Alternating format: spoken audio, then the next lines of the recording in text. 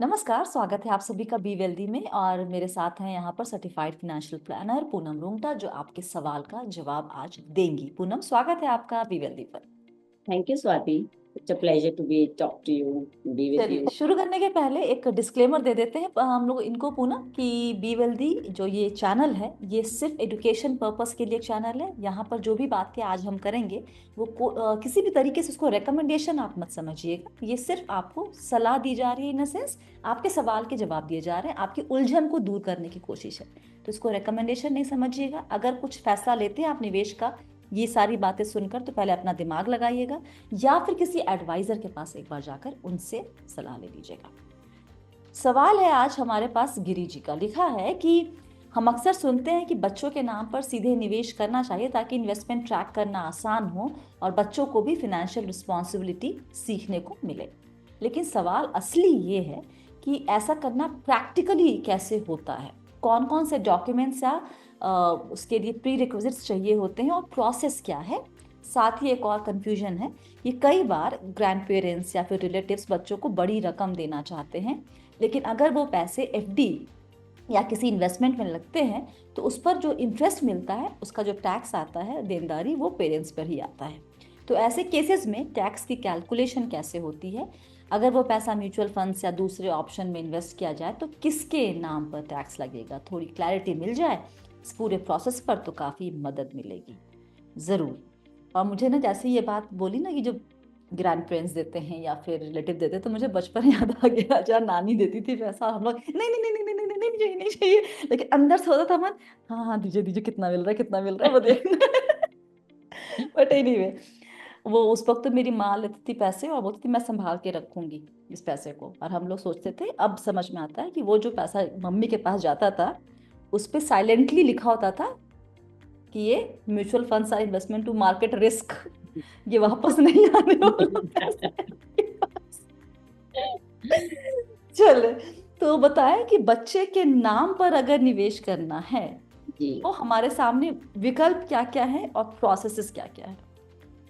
So again इस question के दो भाग हैं। एक तो हम्म। गिफ्ट की बात कर रहे हैं और दूसरी बात कर रहे हैं बच्चों के नाम पे कैसे निवेश किया जाए। जी।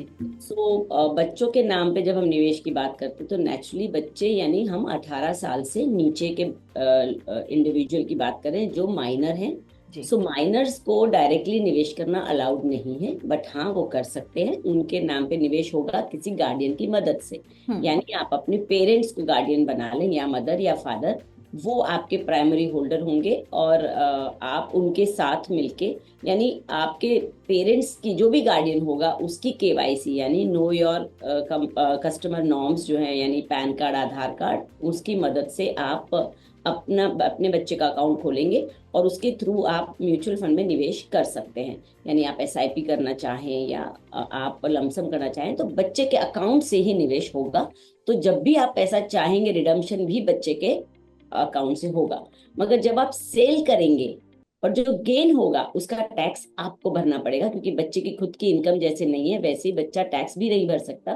तो उसकी जो देनदारी है वो आपको खुद यानी गार्डियन को लेनी पड़ेगी। और उसमें भी जो गार्डियन, इसके आगे भी कुछ प्रोसेसेस है स्वाति, कि जो पेरेंट की ज्यादा इनकम है of the two parent, guardian में अगर उनके माँ पिताजी दोनों हैं और दोनों में से जिसकी ज्यादा इनकम है, हायर इनकम है, वो उसके साथ बच्चे की इनकम क्लब होगी।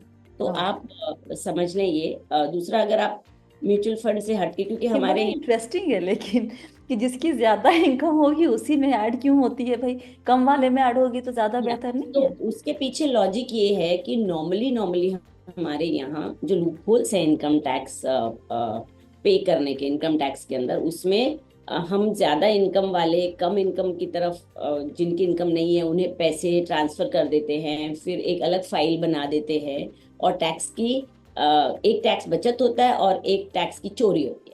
तो ये एक तरह से टैक्स की चोरी हो जाती है कि आप टैक्स ना भरना पड़े, इसलिए कम के यहाँ पे अपना इनकम ट्रांसफर करके वहां से आप इन्वेस्ट कर रहे हो और वहां से आप कमा रहे हैं और टैक्स कम कर रहे हो, तो ये टैक्स चोरी में आ जाता है।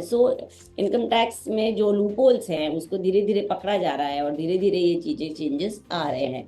तो टैक्स तो भरना ही होगा। आप बच्चे के नाम से करें तो आप बच नहीं सकते। हाँ, बच्चे के नाम पे आप एक फाइल तैयार करना चाहते हैं, एक एसेट तैयार करना चाहते हैं, तो डेफिनेटली आप बच्चे के नाम करें। बट मुझे आप पर्सनली पूछे तो मैं म्यूचुअल फंड या इस तरह के इन्वेस्टमेंट बच्चों के डायरेक्टली नाम पे करना नहीं उचित समझती, क्योंकि जैसे ही वो 18 साल के होंगे वो पैसे उनके हो जाएंगे, आपका उनके ऊपर हक खत्म है। अगर बच्चे कुछ इस तरह निकल आए कि वो, you never know what is going to happen tomorrow, और वो कहेंगे कि नहीं ये तो मेरे पैसे हैं, मैं आपको नहीं दूंगा, और आपने सेव करे किसी कारण के लिए, तो उसकी बजाय और टैक्स आपको 18 साल तक खुद ही के अमाउंट से भरना ही है उसका, अगर आपने बीच में रिडम्पशन किया। So why not keep it at your name. और बच्चों को जो देना है वो आप अलग तरीके से दीजिए, ये मुझे पर्सनली ऐसा लगता है। दूसरा, हमारे यहाँ हर इन्वेस्टमेंट के लिए अलग पेपर वर्क, अलग रिक्वायरमेंट होते हैं। अगर आप पीपीएफ में निवेश करना चाहते हैं बच्चों के नाम पे, तो उसी तरह आप गार्डियन बन के कर सकते हैं, मगर उसमें आप और आपके बच्चे दोनों का मिला के 1.5 लाख होना चाहिए। उससे ज्यादा आप करेंगे तो आपको इंटरेस्ट नहीं मिलेगा, वो आप ध्यान में रखें। बैंक डिपॉजिट में, बैंक में फिक्स डिपॉजिट करनी है तो सेम माइनर अकाउंट आप खोलेंगे और पेरेंट गार्डियन के साथ वो ऑपरेटर होंगे और आप उसमें निवेश करेंगे। इस तरीके से आप बच्चे के नाम पे डेफिनेटली निवेश कर सकते हैं। और टैक्सेशन मैंने जो on you know layman's language की आप जी। कोई भी इंटरेस्ट, कैपिटल गेन, कोई भी और इनकम बच्चे के नाम पे आई, वो पेरेंट्स के इनकम के साथ क्लब होगी under section 64(1)(a) under the income tax act, और पेरेंट विद हायर इनकम के साथ क्लब होगी, ये भी बात आप समझ लें। और उसमें एक छोटा सा एग्जाम्पशन भी मिलता है 1,500 रुपए का, अगर बच्चे की इनकम है तो। और ओके। दूसरा part of the question, gift. हम्म।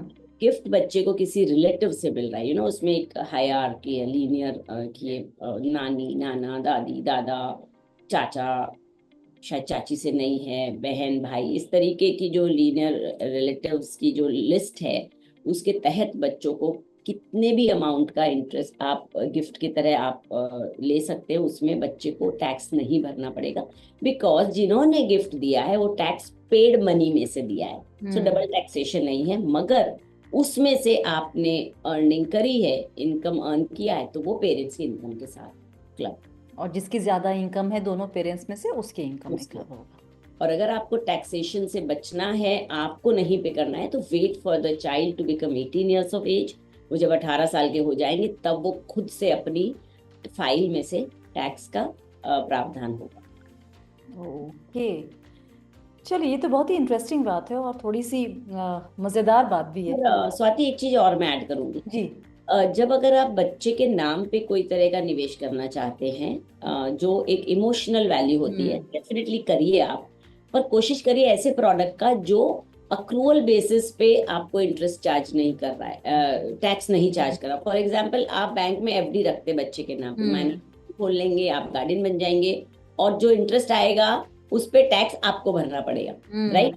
सो आप म्यूचुअल फंड जैसा प्रोडक्ट चुनिए जहां पे अक्रूवल बेसिस पे टैक्स नहीं लगता, जिस दिन आप रिडीम करेंगे उस दिन टैक्स।